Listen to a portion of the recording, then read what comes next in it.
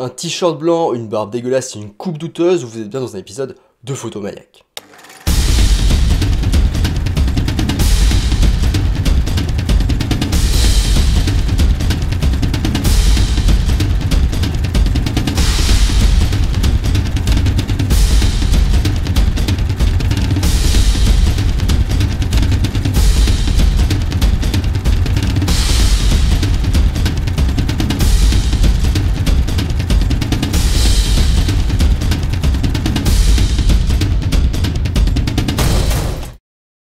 Nous voici dans ce deuxième épisode sur le bruit. Donc si vous n'avez pas vu le premier épisode, je vous conseille d'aller le voir tout simplement. Je vais essayer de mettre une notification, je sais pas quoi là, je sais pas comment on fait. Dans cette vidéo, on va voir un petit peu le matériel pour avoir le moins de bruit possible et aussi les réglages à faire. Le matériel.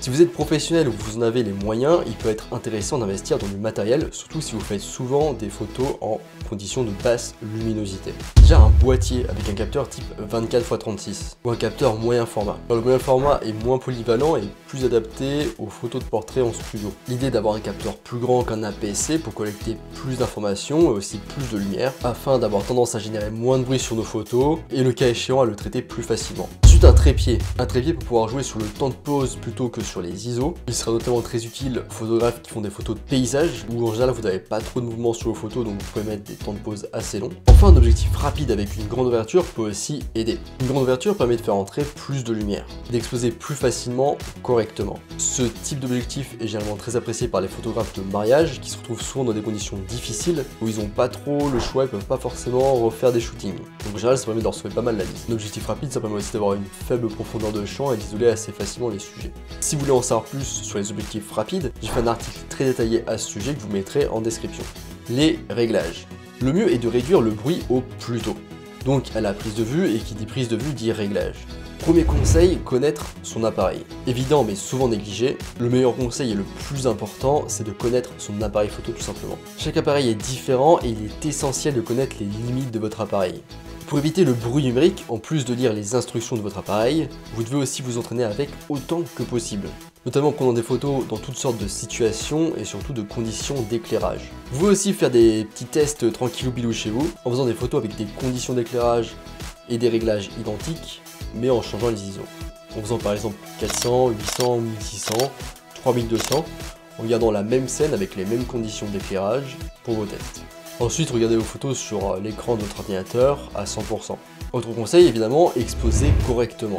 Exposer correctement, c'est la règle d'or pour éviter le bruit à la prise de vue. Les appareils récents peuvent facilement monter jusqu'à 1600 voire 3200 ISO sans générer de bruit, si vous exposez correctement. Et je le rappelle, exposer correctement, ce n'est pas avoir une photo claire ou sombre.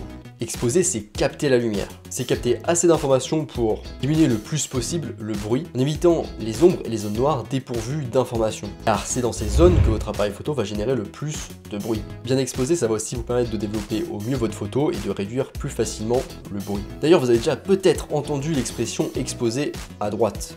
Enfin à droite, je ne sais pas. Mais bref, à droite, qui signifie grossièrement surexposer.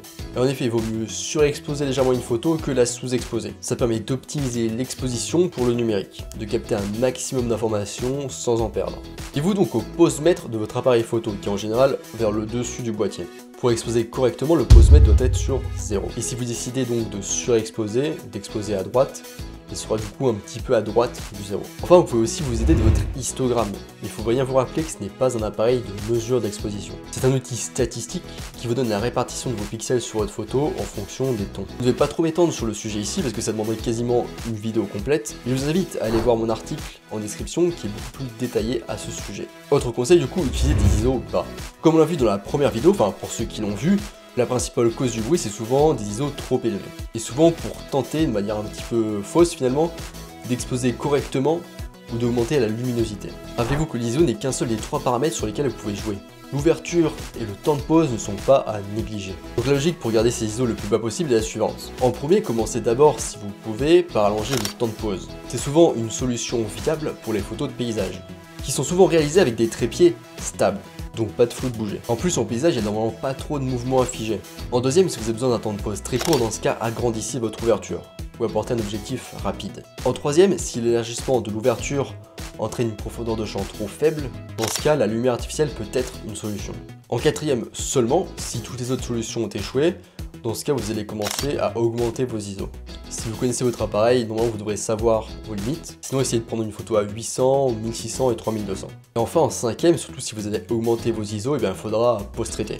Attention, l'erreur classique, c'est souvent d'avoir les ISO en automatique. Dans la plupart des cas, c'est ok, mais il suffit un moment d'être en condition de basse luminosité et de pas s'en rendre compte, parce que nos yeux sont super performants. Et ensuite, quand on ramène les photos chez nous, là on se retrouve avec plein de bruit parce que les ISO sont montés en flèche. Une solution, c'est au lieu de mettre les ISO en auto, c'est de mettre plutôt des ISO maximum. Certains boîtiers sont équipés de cette option, ça permet en fait de limiter la montée des ISO jusqu'à un certain nombre. Par exemple, on met 1600 ISO max et ça n'ira pas au-dessus des 1600. Si vous avez un boîtier avec un capteur APS-C, réglez plutôt les ISO max sur 800. Si vous avez un plus grand capteur comme un 24x36, vous pouvez aller plus sur du 1600 ou du 3200 ISO max. Une autre solution, c'est tout simplement de ne pas mettre ces ISO en automatique.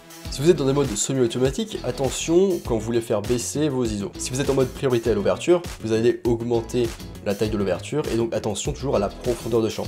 Si vous êtes en priorité à la vitesse, vous allez allonger le temps de pause et donc attention à tout ce qui est flou de bouger. Petite remarque, en fait le seul cas où on cherche pas à avoir les ISO les plus bas possibles, c'est en astrophoto. D'ailleurs pour les plus curieux, j'ai fait un article sur l'astrophoto que je vais mettre en description. Enfin, dernière remarque. Si vous n'avez pas l'habitude de la gestion du bruit et si vous ne connaissez pas bien votre appareil, prenez des photos à différents réglages d'ISO. Ensuite, essayez de voir directement en zoomant avec votre écran LCD s'il y a du bruit à tel ou tel ISO. Autre conseil et réglage, du coup, photographier en RAW. Oui, ce format, c'est le meilleur moyen de capturer le plus d'informations possible. Les fichiers JPEG ne peuvent pas capturer autant d'informations que les fichiers RAW. Et la compression du JPEG rendra le bruit plus difficile à enlever et le rendra aussi plus visible. Attention, je rappelle que le RAW ne peut pas se lire seul, donc si vous photographiez en RAW, il faudra un logiciel adapté pour l'ouvrir et le traiter. En RAW, vous aurez toujours beaucoup plus de flexibilité pour enlever le bruit de vos photos. Les boîtiers numériques disposent généralement d'un système de réduction de bruit. Grâce à ce système, après avoir capturé l'image, votre appareil photo effectue un processus automatique au cours duquel il expose durant la même durée que la première photo. Souvent, ce système est appelé sur les appareils réduction de bruit à haute sensibilité ISO ou réduction du bruit en exposition longue. Donc c'est une bonne idée si vous avez augmenté très fortement vos ISO de l'activer ou si vous faites des pauses longues. Je vais y revenir juste après. Donc après la prise de vue, en gros, le système il va rechercher les pixels incorrects et tenter de les corriger grâce à la deuxième exposition qu'il aura fait. Le problème de ce processus, c'est que ça prend un certain temps et ça prend exactement le même temps que l'exposition de la première photo. Donc par exemple, si vous prenez une photo avec un temps de pause de 30 secondes, eh bien vous ne pourrez pas accéder à votre appareil photo, pas prendre de photo pendant 30 secondes aussi, parce que durant ce temps-là, en fait, l'appareil photo réalisera le processus pour enlever les pixels aberrants. Donc si vous avez le temps et la patience, faites-le pour les expositions longues, car cela peut grandement améliorer la qualité de l'image. Le gros avantage de cette technique, c'est que ça réduit le bruit depuis le fichier RAW, et vous n'avez pas besoin d'aller dans un logiciel de retouche pour enlever le bruit. L'inconvénient, donc je l'ai déjà dit, c'est que vous n'allez pas pouvoir accéder à votre appareil pendant un moment, et qu'en plus ça peut enlever les détails les plus fins de la photo. Mais comme ça se passe souvent quand on fait de la réduction de bruit, même après en post-production. Pour les très longues expositions, souvent en astrophoto, il est préférable de ne pas utiliser cette technique, qui va vous prendre beaucoup trop de temps et vous laisser trop peu d'essais. Il vaut mieux dans le cas d'exposition de plus de 30 secondes par exemple, de faire tout ça en post-production sur votre ordinateur. Donc c'est pas une bonne idée typiquement pour les timelapse ou encore pour les traînées d'étoiles. Je dirais que vous pouvez vous rabattre sur cette option si votre temps d'exposition est inférieur, on va dire, à 30 secondes par exemple. C'est déjà assez long d'attendre 30 secondes. On a fini pour les conseils de réglage, maintenant je vais passer au cas des expositions longues, comme on a un petit peu abordé juste avant. Ce serait un peu con de vous dire d'éviter les expositions longues pour éviter le bruit, parce que ça fait partie de la photo finalement, et c'est quelque chose auquel on peut pas forcément échapper. Et du coup, sachez-le, les expositions longues, c'est ce qui va faire chauffer votre capteur, et c'est ce qui va vous créer du bruit thermique, voir ma première vidéo. Une solution pour éviter ces temps de pause trop longs, c'est d'avoir des objectifs à grande ouverture. Cette solution ne marche que si vous faites des expositions longues par nécessité et non par choix artistique. Comme je le disais, les expositions longues sont parfois inévitables, comme dans le cas par exemple des photos de traînées d'étoiles ou de timelapse. Et ce type d'exposition vous permet d'ailleurs d'avoir des rendus spectaculaires. Donc dans le cas où vous devez faire des expositions longues, je vais vous donner quelques conseils. Le premier conseil, c'est de faire des essais tout simplement, pour savoir où sont les limites de votre appareil photo dans le cas d'expositions longues. Faites attention ensuite à ne pas prendre une exposition plus longue que celle qui convient à votre appareil photo, et de ne pas dépasser donc le temps après lequel du bruit thermique apparaît, ou le capteur chauffe. En fait finalement le mieux c'est vraiment de connaître votre appareil et de jouer sur cette limite. Si vous devez absolument dépasser ce temps d'exposition au-delà duquel vous avez du bruit thermique, et bien dans ce cas, faites-le, parce qu'en effet il arrive des cas où on n'a pas vraiment le choix finalement. Et dans l'astrophoto, de toute façon le bruit est bien souvent inévitable. Dans ce cas vous allez devoir utiliser Photoshop ou Lightroom pour diminuer ce bruit. En fin d'année conseil, auquel on ne pense pas forcément, mais en fait, ce qu'il faut, c'est garder le plus possible votre appareil au frais, notamment avant de prendre vos photos. Parce que s'il est déjà préchauffé et qu'en plus vous allez refaire des longues expositions derrière, il va très vite chauffer, enfin plus rapidement que prévu. Et là, vous allez avoir du bruit thermique plus vite que prévu. Bien sûr, ne le mettez pas dans le congélateur ou dans le réfrigérateur, c'est pas le but, mais il faut du coup le garder à une température, on va dire, ambiante. En tout cas, il ne faut pas qu'il soit dans une pièce chauffée ou trop chauffée. Le simple fait de maintenir votre appareil au frais, ça peut grandement jouer sur le résultat final de votre photo. L'idée ici est de minimiser les électrons qui sont stimulés par la chaleur sur votre capteur, réduisant ainsi la contamination du signal par le bruit.